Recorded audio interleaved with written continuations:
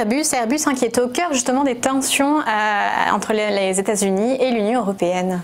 Et absolument, et c'est tout le sujet concernant Airbus, puisque Airbus avait littéralement été cité dans le tweet de Donald Trump la semaine dernière, qui avait commencé à mettre un peu le feu aux poudres, en tout cas qui laissait sous-entendre que la guerre commerciale n'allait pas seulement s'exprimer envers la Chine, mais aussi envers l'Union européenne, plus précisément envers le constructeur aéronautique.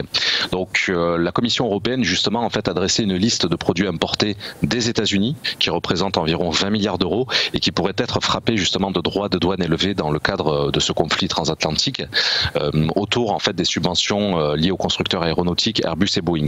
Donc on commence à avoir de plus en plus d'éléments à ce niveau-là. Pour autant, de mon point de vue, ça ne remet ni en cause les déboires de l'ennemi juré, les déboires de Boeing, ni l'excellent carnet de commandes d'Airbus. Donc on continue d'évoluer sur les plus hauts niveaux d'Airbus.